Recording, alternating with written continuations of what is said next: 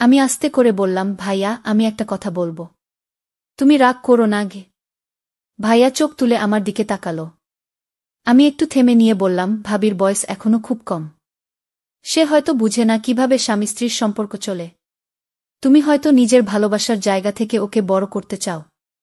কিন্তু ভাইয়া, এই বয়সে কেউ এমন কঠিন নিয়মে চলতে পারে না। ভাবি মুখ তুলে তাকালো, চোখে বিস্ময়। ভাইয়া কিছু বলল না, চুপচাপ শুনো। তুমি যা চাও সেটা হয়তো ভুল নয়, আমি আবার বললাম, কিন্তু সেটা বুঝিয়ে বলার দায়িত্বও তোমার। জোরে ভয় দেখিয়ে কখনোই কেউ ভালো শিখতে পারে না ভাইয়া। বরং সে শুধু ভয় পায়। আর সেই ভয় থেকে আসে দূরত্ব, ভুল বোঝাবুঝি গিয়ে। আমি বলতে বলতে একটু থেমে গেলাম। ভাইয়া হঠাৎ উঠে দাঁড়াল। জানালার পাশে গিয়ে দাঁড়িয়ে রইল কিছুক্ষণ। তারপর হঠাৎ বলল, তুই তো ছোট ছিলি সবসময়। কবে এত বড় হয়ে গেলি যে আমাকে উপদেশ দিছিস? তবে কণ্ঠে ছিল অভিমান নয়, এক ধরনের মেনে নেওয়া। আমি এগিয়ে গিয়ে ভাইয়ার কাঁধে হাত রাখলাম। আমি তো তোমার ছোটি। তাই বলছি। কারণ তুমি যে কষ্ট পাচ্ছ সেটা আমিও সহ্য করতে পারছি না গি। বন্ধুরা, আজকের এই গল্পটি আরও স্পেশাল, না দেখলে খুব মিস করবেন। আর দয়া করে গল্পটি ভালো লাগলে ভিডিওটি লাইক, কমেন্ট, শেয়ার ও চ্যানেলটি সাবস্ক্রাইব করে দেন প্লিজ। ভাইয়ার বিয়ে ঠিক হবার পর থেকে বাসার পরিবেশ একেবারে বদলে গেল। মা বাবা খুশিতে ডুবে থাকলেও আমার মনে একটা অদ্ভুত অস্বস্তি কাজ করছিল। ভাইয়ার বউ সাজু, মাত্র 5 বছরের মেয়ে। নিজের কথাবার্তা খুবই কম, হাসিটাও যেন ভয়ে আটকে থাকে ঠোঁটের কোণে। প্রথম দিন থেকেই আমি লক্ষ্য করছিলাম। সে কথা কম বলে, মাথা নিচু করে থাকে সবসময়। তার বয়স নিয়ে আমি প্রশ্ন তুলেছিলাম, কিন্তু পরিবার বলেছিল, বউয়ের বয়স ছোট হলে তবেই সহজে গড়াগড়ি হয়ে যাবে সংসার। ও আমি কিছু বলিনি তখন, কিন্তু মনটা কেমন করে উঠেছিল। বিয়ের 3 দিন পর প্রথম রাতে আমি আমার ঘরে শুয়েছিলাম। হঠাৎ রাত 1টার দিকে চাপা এক ধরনের আওয়াজ পেলাম। যেন কারো কণ্ঠ, রুদ্ধ কান্না বা কিছু একটা ঠেকিয়ে রাখা হচ্ছে। আমি উঠেই বারান্দায় গেলাম। পাশের ঘরে আলো নিভানো, কিন্তু দরজার ফাঁক দিয়ে আলো এসে পড়ছিল। কানে আসছিল ফিসফিস করা শব্দ। ভাবলাম, নতুন বিয়ে, এমন তো হতেই পারে। নিজেকে বোঝালাম। কিন্তু প্রতিদিন, প্রতিরাত একই আওয়াজ। প্রতিদিন রাত 1টা থেকে 2টার মাঝামাঝি সময়ে একটা চাপা শব্দ হতো, কখনো কান্নার মতো, কখনো ফিসফিস করে ঝগড়ার মতো, আবার কখনো দম বন্ধ হয়ে আসা নিঃশ্বাসের মতো। আমি এক রাতে ঠিক করলাম, দরজার পাশে চুপ করে দাঁড়িয়ে থাকব। সেই রাতেও ঠিক একই সময়ে শব্দটা শুরু হলো। তোমার কিছু শেখার দরকার আছে কি? এটা আমার ভাইয়ার গলা। তবে খুব কঠিন, রাগী শোনাচ্ছিল। আরেকটা গলা, খুব নিচু, কাপা কাপা, আমি তো চেষ্টা করছি। ভাই, আমি চমকে উঠলাম। ভাই? ও কি ভাইয়াকে ভাই বলছে? আমি আর দাঁড়িয়ে থাকতে পারিনি। দরজা খুলে হঠাৎ করেই কাশলাম, যেন কিছুই জানি না। ভাইয়া দরজা খুলে মাথা বের করল। চেহারা একেবারে লাল, কপালে ঘাম। ঘুমাওনি এখনো? না, পিপাসা পেয়েছিল, পানি খেতে উঠেছিলাম গো। ভালো করে ঘুমাও। তোদের পরীক্ষার সময় এটা না করলে হয় না গিয়ে। আমি চলে আসলাম। কিন্তু রাতটা কেটে গেল অস্থিরতায়। রোজ রাতেই একই সময়, একই চাপা শব্দ, একই শ্বাসরুদ্ধ ফিসফাস। প্রথম কয়েকদিন নিজেকে বোঝানোর চেষ্টা করেছি, নতুন বিয়ে হয়েছে, কিছুটা অস্বস্তি হতেই পারে। কিন্তু ধীরে ধীরে শব্দগুলো কেবল অস্বস্তি নয়, ভয়ের মতো লাগতে শুরু করল। ভাবির কণ্ঠ যেন প্রতিদিন আরও বেশি কাঁপছে। আর ভাইয়ার কণ্ঠ হয়ে উঠছে কঠিন, চাপা রাগে ভরা। চতুর্থ রাতে আমি আর নিজেকে ধরে রাখতে পারলাম না। আমার ঘরের দরজা খুলেই সোজা বারান্দায় গেলাম। অন্ধকারে দাঁড়িয়ে, নিঃশ্বাস আটকে, চোখ রেখে দিলাম ভাইয়ার ঘরের দরজার ফাঁকে। দরজাটা একটু খোলা ছিল। মনে হলো ওরা হয়তো জানেই না কেউ দেখছে। ঘরের ভেতরের দৃশ্য দেখে আমি স্তব্ধ হয়ে গেলাম। ভাবি মাটিতে বসে, চোখে পানি। পরনে সাদা একটা পাতলা। ওর মুখ লাল হয়ে আছে, যেন কান্না করতে করতে গাল দুটো ফেটে গেছে। ভাইয়া দাঁড়িয়ে, তার হাতে একটা কিছু। মুখ গম্ভীর। তুমি এতটা বোকার মতো আচরণ করছো কেন? তুমি আমার স্ত্রী। অথচ তুমি এখনো বুঝতেই পারো না স্বামীর সাথে কি আচরণ করতে হয়। আমি তো চেষ্টা করছি। ভাই? মানে? আপনি কি? ভাবি গলা নিচু করে ভাইয়া করা গলায় বলল, তুমি আমাকে ভাই ডাকো কেন? এভাবে কেউ স্বামীকে ডাকে? ভাবির মুখ আরও ফ্যাকাশে হয়ে গেল। ভাবি বলল, আমি ছোট ছিলাম তো। এখনো অভ্যেস যায়নি গু। তখন হঠাৎ ভাইয়া দেয়ালে জোরে ঘুষি মারল। আমি চমকে উঠলাম। এখনো যদি শিখে না ফেলো তাহলে আমাকেও বদলাতে হবে। আমার রক্ত হিম হয়ে গেল। এই শব্দগুলো ঠিক সেইভাবে বলা হচ্ছিল যে কোনো অশ্রাব্য কিছু শুরু হতে পারে যে কোনো সময়। আমি জানতাম না কি করব। ভেতরে ঢুকে পড়ি, মা বাবাকে ডাকি, নাকি ভিডিও করি প্রমাণের জন্য। কি করব ভাবছিলাম, কিন্তু তখন একটা দৃশ্য দেখলাম যা আমাকে আরও বিভ্রান্ত করে দিল। ভাবি আচমকা উঠে গিয়ে ভাইয়ার পা জড়িয়ে ধরল। খুব নিচু স্বরে কিছু বলছিল, আমাকে ক্ষমা করে দাও। তবে দেখে মনে হচ্ছিল ভয়, অনুনয় আর অসহায়ত্বের এক অদ্ভুত মিশ্রণ। ভাইয়া তাকে তুলে দাঁড় করাল। মুহূর্তেই গলা নরম করে বলল, তুমি জানো না আমি তোমাকে কতটা ভালোবাসি, কিন্তু তুমি আমাকে বাধ্য করো রেগে যেতে। আমি যেন এক সেকেন্ডে আরেকটা মানুষকে দেখতে পেলাম, এই সেই ভাইয়া যে সারা জীবন আমার রোল মডেল ছিল। এত ভালোবাসার কথা বলেই এখন এমন আচরণ। ভাবি কিছু না বলে মাথা নিচু করে রইল। সে হয়তো অভ্যস্ত হয়ে যাচ্ছে অথবা হার মানছে। আমি জানি না ঠিক কি হচ্ছিল ও ঘরে। তবে এখন আমি সম্পূর্ণ নিশ্চিত ওদের সম্পর্কটা কিছুতেই স্বাভাবিক নয়। আমি জানতাম না সেই রাতে আমি কি দেখেছি। একটা ভালোবাসার নামের মোড়কে কি চলছিল নির্যাতন? নাকি সেটা ছিল ভাইয়ার নিজের ভেতরের ভাঙনের বহিঃপ্রকাশ? পরদিন সকালে মুখে কিছু বলিনি কারো সঙ্গে। ভাবি জিজ্ঞেস করলেন, রাতে ঘুম হয়েছিল? আমি শুধু মাথা নাড়লাম। ভাবির চোখে ঘুমহীনতা স্পষ্ট। চোখের নিচে হালকা ফোলা ভাব। চুল এলোমেলো, কণ্ঠ নিচু। আপা, নাস্তা খাবেন? তার কণ্ঠে কোনো অভিযোগ নেই, নেই কোনো আকুলতা। যেন সে নিজের অবস্থান মেনেই নিয়েছে। আমি জানতাম একটা শব্দ বললেই হয়তো কিছু বদলাবে। মা বাবাকে জানালে বা ভাবির পরিবারের কাছে বিষয়টা তুললে ভাইয়ার অবস্থা কঠিন হয়ে যাবে। কিন্তু আমি পারলাম না। আমি কাউকে কিছু বললাম না। কারণ আমি জানতাম ভাইয়া কেমন। ছোটবেলা থেকে সংসারের দায়িত্ব নিজের কাঁধে নিয়েছে। নিজের শখ, নিজের সময় সব বিসর্জন দিয়ে কেবল আমাদের ভালো রাখার জন্য লড়েছে। আজ যদি তার বিরুদ্ধে মুখ খুলি তাহলে কি সেটা বিশ্বাসঘাতকতা হবে না? আমি নিজের মনে হাজারটা প্রশ্নে ভেসে যাচ্ছিলাম। ভাবি যেন দূর থেকে আমার চিন্তা পড়ে ফেল। এক দুপুরে রান্নাঘরে আমি একা বসেছিলাম। ভাবি আস্তে করে পাশে বসল। আপা ই। আমি চমকে তাকালাম। আপনি কিছু দেখেছেন? আমার মুখ শুকিয়ে গেল। কি দেখ বলো? ভাবি নিচু গলায় বলল, আমি জানি না কি করব। আমি চেষ্টা করি, কিন্তু ভাইয়া খুব রেগে যায়। কিন্তু আমি জানি উনি খারাপ না। উনি শুধু চায় আমি যেন তার মতো হই। কি এই কথা শুনে আমি আর চুপ থাকতে পারলাম না। কি মানে তার মতো হও?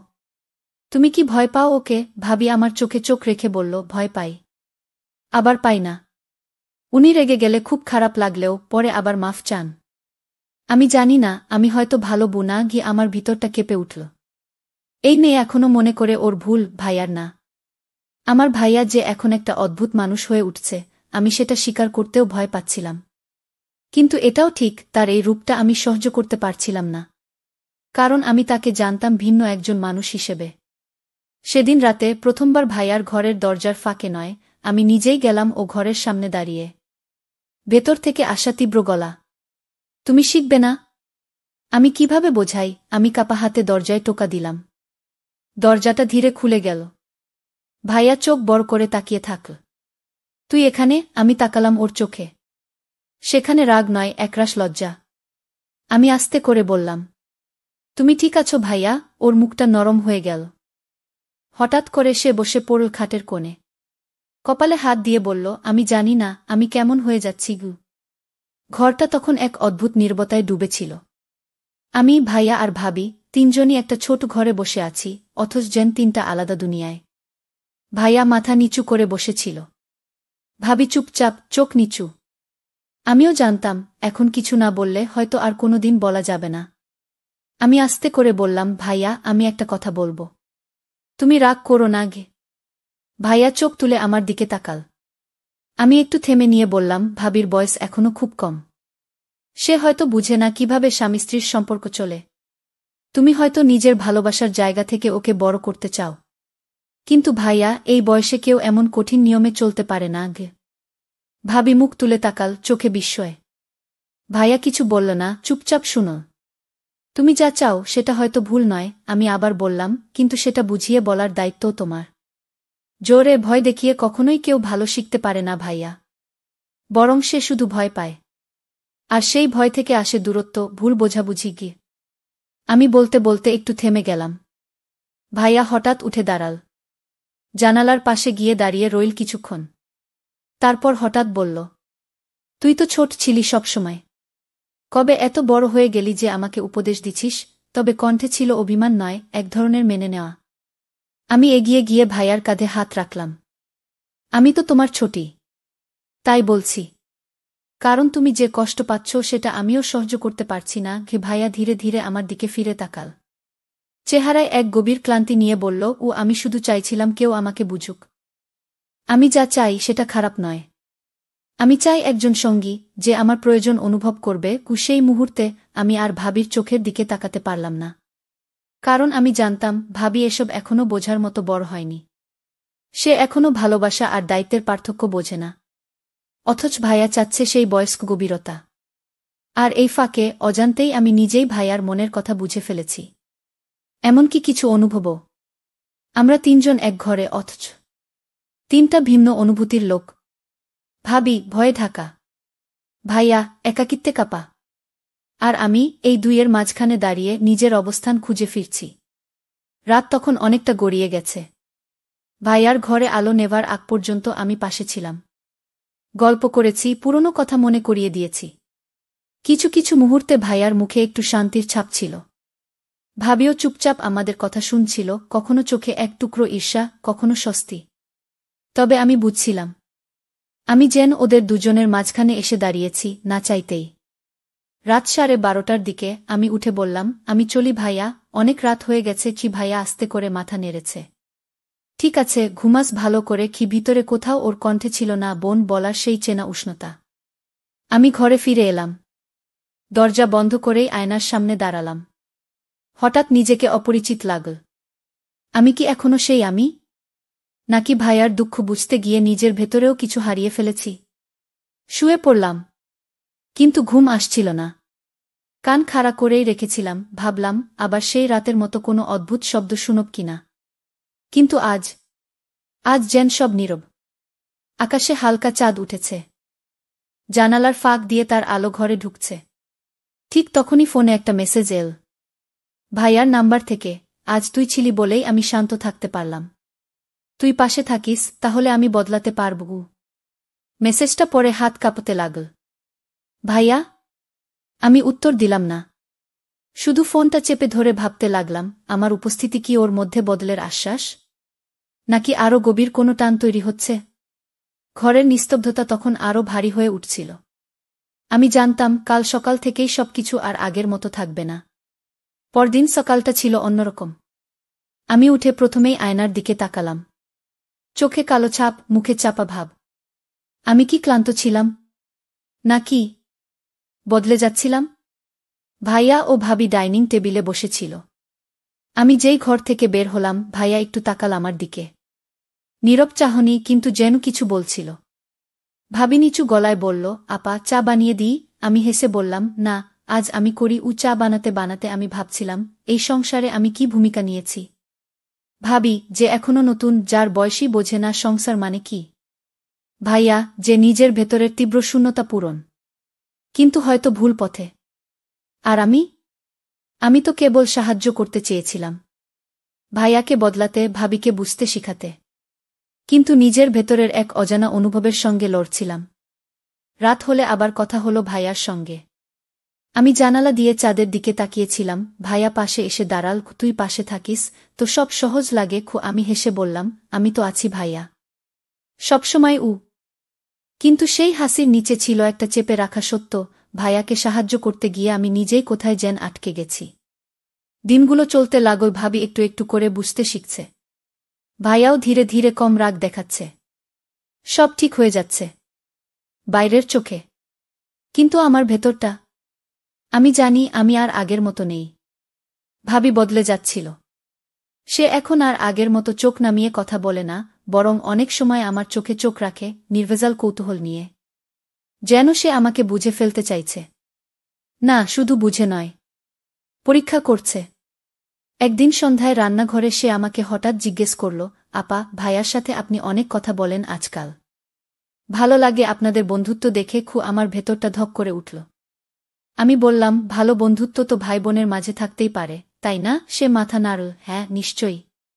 কিন্তু মাঝে মাঝে মনে হয় আমি যেন বাইরের কেউ। তার কণ্ঠে ঈর্ষা ছিল না, ছিল এক ধরনের ক্ষীণ ক্ষোভ আর ভয়ের ছায়া। রাত গভীর। আবারও সেই পুরনো ছাদের কোণে আমি দাঁড়িয়ে। ভাইয়া পাশে এসে দাঁড়ায়। একদম নীরব। হঠাৎ বলে, তুই থাকলে মনে হয় সব ঠিক হয়ে যাবে। আমি চোখ নামিয়ে বলি, তবে ভাবি? সে কোথায় থাকবে? ভাইয়া ধরা গলায় বলে, সে তো চুপ। তুই যে আমাকে বুঝিস কি? এই প্রথম আমি সরাসরি বললাম, ভাইয়া, তুমি যা খুঁজছ সেটা আমি দিতে পারি না। আমি পারলে না। ভাইয়া অবাক হয়ে তাকাল। তার চোখে তখন কষ্ট, হারানোর ভয় আর একটা বেপরোয়া আকাঙ্ক্ষা। তো বন্ধুরা, ভিডিওটি ভালো লাগলে কমেন্টে জানাবেন। এইরকম ভালোবাসার গল্প শুনতে চাইলে চ্যানেলটা সাবস্ক্রাইব করুন এবং পাশে থাকুন আর আপনার বেল আইকনটা বাজিয়ে রাখুন, যাতে নতুন ভিডিও আপলোড করা মাত্র আপনারা দেখতে পারেন।